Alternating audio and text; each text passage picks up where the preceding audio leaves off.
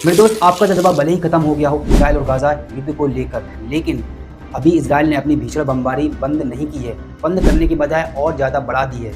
Israel ने फिर से उत्तर गाजा में हमले चालू कर दिए हैं। उत्तर की इमारतों को, वहाँ के घरों को निशाना बनाना फिर से चालू कर दिया है। आज की इस बड़ी खबर के साथ मैं ताजुल मंसूरी, आप देख रहे हैं इंटरनेशनल अवेयरनेस।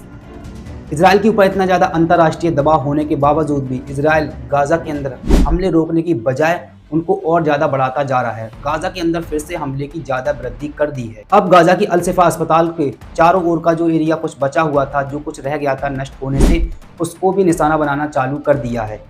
इसी के साथ साथ खान यूनिस के विशेषकर नासिर अस्पताल और जॉर्डन की फील्ड अस्पताल पर भी निशाना बनाया है। उस पर भी हमला किया है बमबारी से। इसी के साथ साथ गाजा शहर के पश्चिमी भाग बैत लाहिया और जवालिया सिविल कैंप भी बमबारी की चपेट में आए हैं। सीधी सी बात है, इजराइल ने ये सोच ही लिया है। आपको मैं कई रिपोर्ट में बता चुका हूँ कि इजराइल गाजा पूरी तरीके से खत्म करना चाहता है।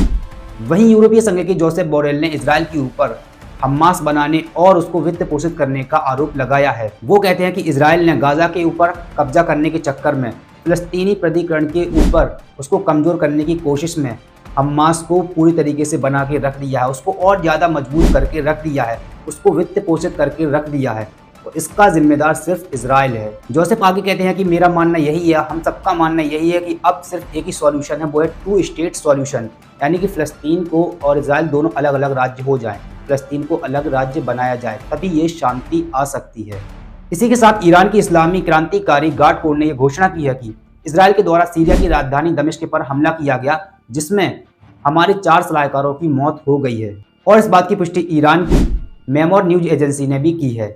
उधर मेरे दोस्त, चाइना के एक बोर्डिंग स्कूल में आग लगने से 13 बच्चों की मौत हो गई है। चीन की राज्य मीडिया ने बताया है कि मध्य हैनान प्रांत के एक प्राथमिक विद्यालय के छात्रावास में आग लग गई। आग लगने का हमें अभी कारण पता नहीं चला है, लेकिन जब आग लगी तो उसमें 13 विद्यार्थियों की मौत हो गई है। वहाँ के टीचर्स ने बताया है कि जिन विद्यार्थियों की मौत हुई है वो 3rd क्लास के स्टूडेंट थे। फिलहाल में अभी कार्रवाई चल रही है कि आखिर ये आग लगी कैसे। वहीं मेरे दोस्त, अब बात करते हैं भारत की। तो भारत के मणिपुर में फिर से दंगे भड़कने लगे हैं, फिर से हिंसा उजागर होने लगी है, फिर से बहुत ज़्यादा हिंसा वहां पर भड़कने लगी है, क्योंकि पिछले 2 दिन के अंदर मणिपुर में 7 लोगों की हत्या कर दी गई है, जिसमें से 5 आम नागरिक हैं और 2 सुरक्षा कर्मी हैं जिनकी हत्या कर दी गई है। आपको बताते चले कि यह मामला मणिपुर के बिष्णुपुर जिले का है। वहाँ पर एक घर में कुछ हथियारबंद लोग घुस जाते हैं, जो कि वहाँ के परिवार वालों को मार देते हैं।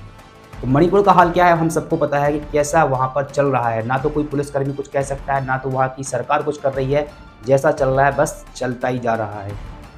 फिलहाल में आज के लिए बस इतना ही। बड़ी रही इंटरनेशनल अवेयरनेस के साथ। रिपोर्ट पसंद आई है तो अपने दोस्तों के साथ शेयर करना मत भूलिएगा। तब तक के लिए जय हिंद।